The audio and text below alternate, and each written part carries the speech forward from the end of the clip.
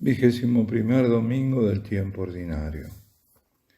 Lectura del Santo Evangelio según San Juan. En aquel tiempo muchos de los discípulos de Jesús dijeron: este modo de hablar es duro. ¿Quién puede hacerle caso? Sabiendo Jesús que sus discípulos lo criticaban, les dijo: esto os escandaliza.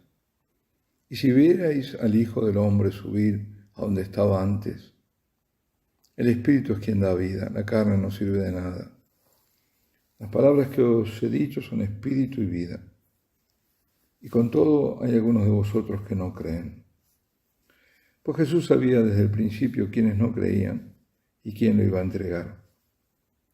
Y dijo: por eso os he dicho que nadie puede venir a mí si el Padre no se lo concede. Desde entonces muchos discípulos suyos se echaron atrás y no volvieron a ir con él. Entonces Jesús les dijo a los 12: ¿también vosotros queréis marcharos? Simón Pedro le contestó: Señor, ¿a quién vamos a acudir? Tú tienes palabras de vida eterna. Nosotros creemos y sabemos que tú eres el Santo de Dios. Palabra del Señor.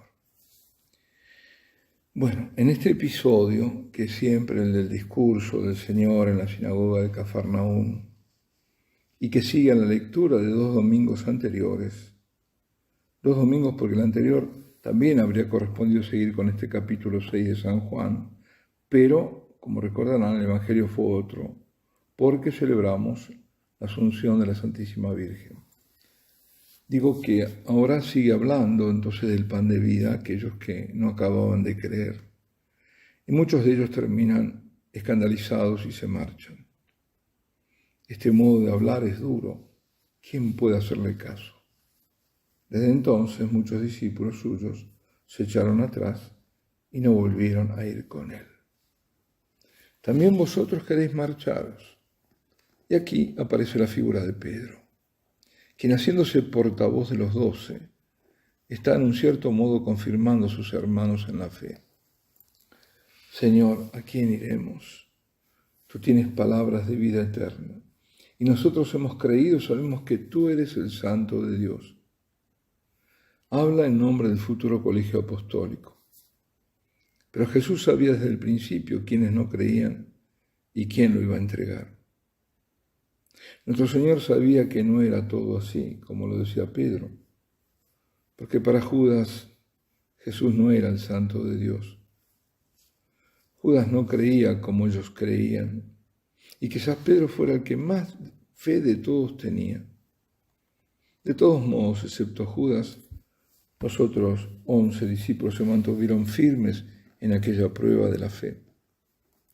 Jesús había bajado del cielo. Él lo decía una y otra vez. Era Él el Hijo de Dios. Hijo de Dios no en sentido figurado, sino Hijo del Altísimo, bajado del cielo, para asumir la humanidad de una hija de Israel, una hija de Sión. Y al cielo volverá. Nada de eso los 11 lo sabían con certeza, pero sabían que Jesús no mentía y eran capaces, aun con sus limitaciones, de ver los signos que él hacía. No eran como los otros que lo seguían porque para ellos Jesús era un dispensador de bienes, pero no espirituales, sino temporales. Sanaba, daba de comer y también se escandalizaban si sanaba o expulsaba demonios en sábado. Le creían quienes eran sus apóstoles. Le creían cuando decía: yo soy el pan vivo, bajado del cielo. El que come este pan vivirá eternamente. Si uno come de este pan, vivirá para siempre. Y el pan que yo daré es la carne mía para la vida del mundo. Pero para los otros, escándalo. ¿Cómo puede dar su carne para comer? No os escandalicéis, es el Espíritu que da vida, no la carne.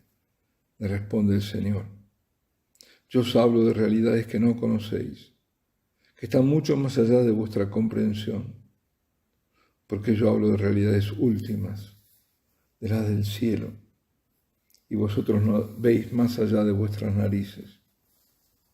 Estáis sumidos en vuestras pobres realidades, las de vuestros sentidos y de vuestra limitada razón.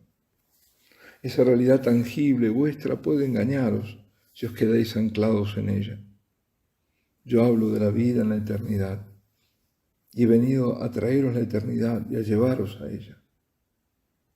Será posible si sois dóciles, si sois como niños.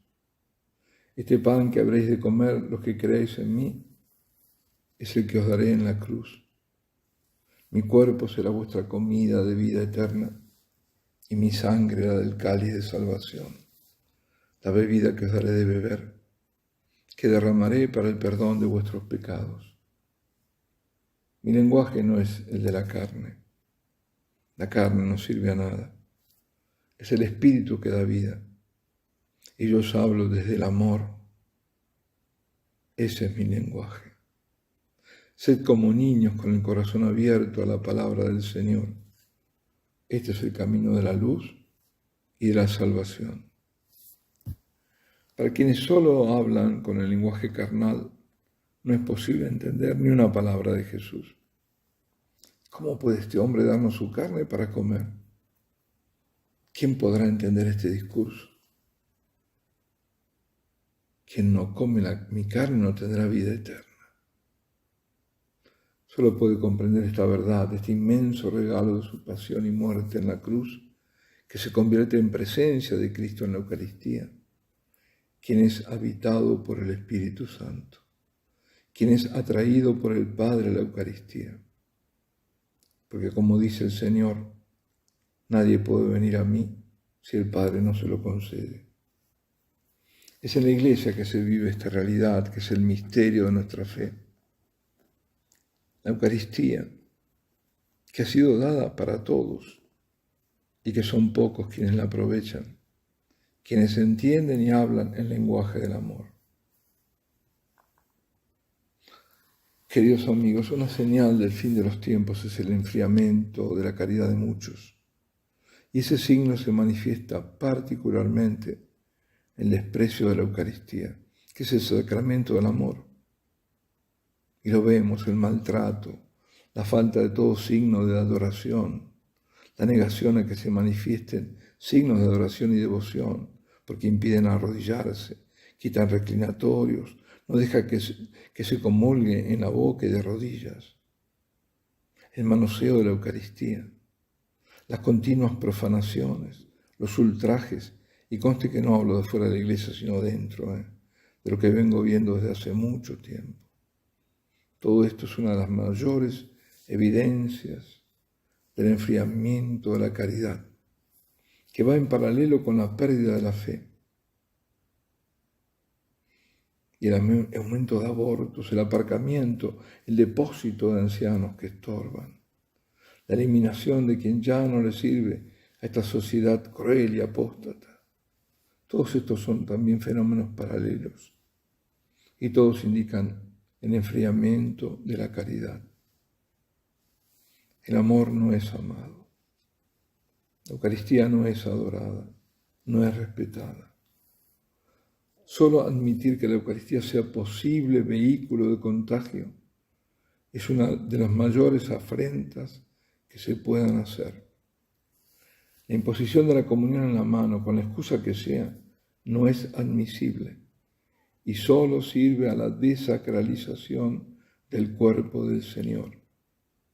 Y al decir el cuerpo del Señor digo Eucaristía y digo Iglesia. No debemos cansarnos de hablar, de denunciar.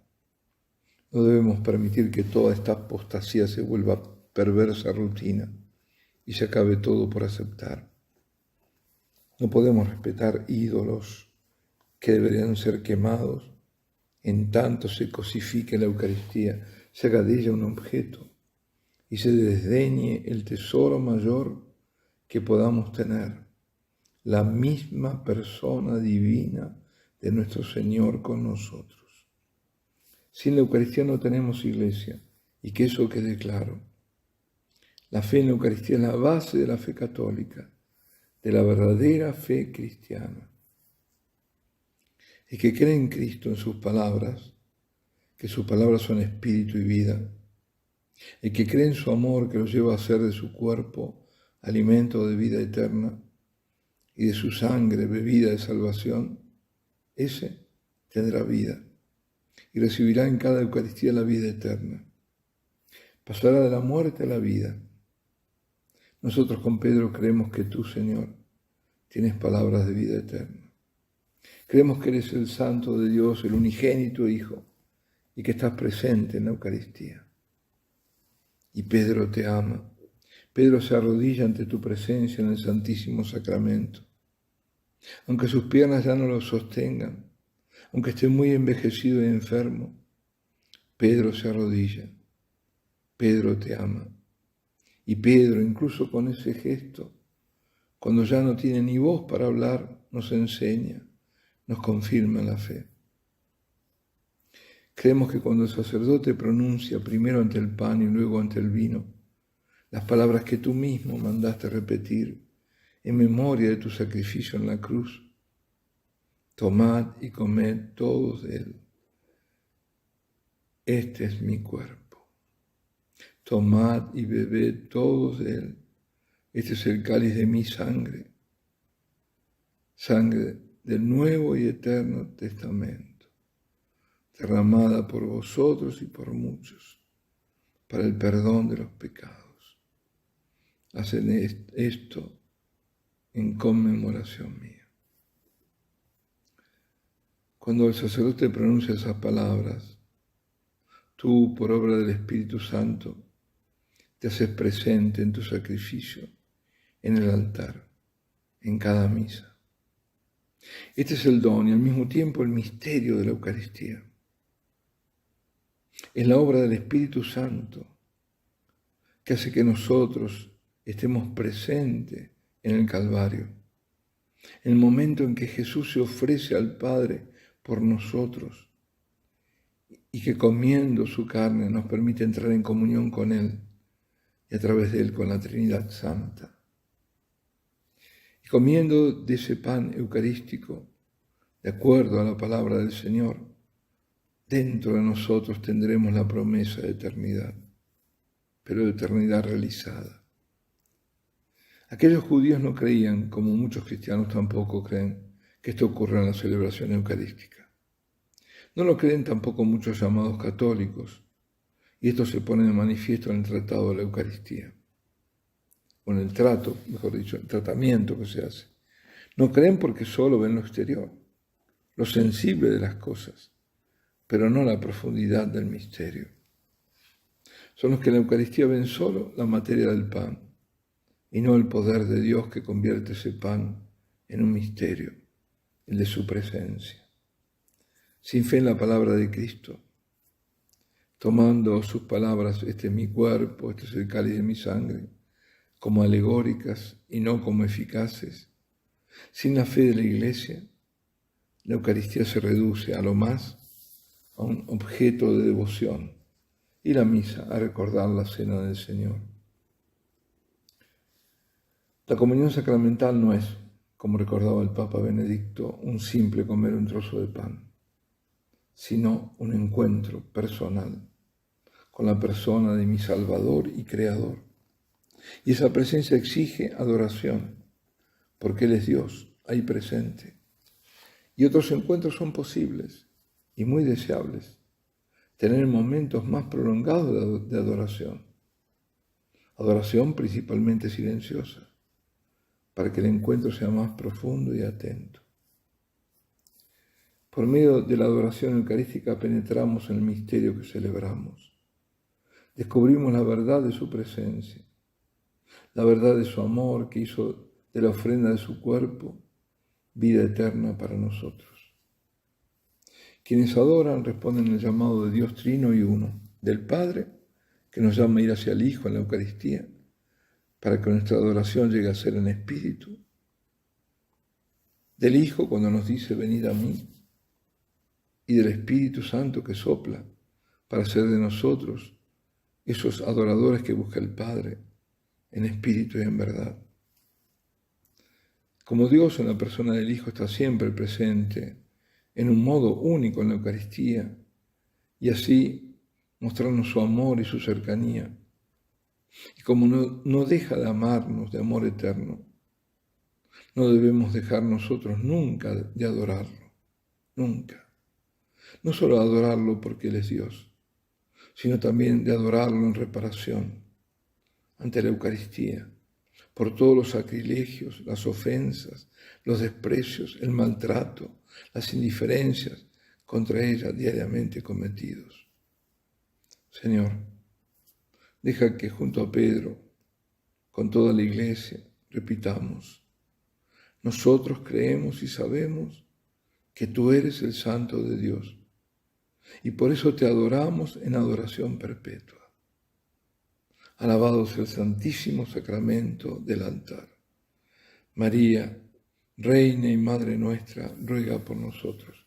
Y la bendición de Dios Todopoderoso, Padre, Hijo y Espíritu Santo, descienda sobre vosotros y permanezca para siempre.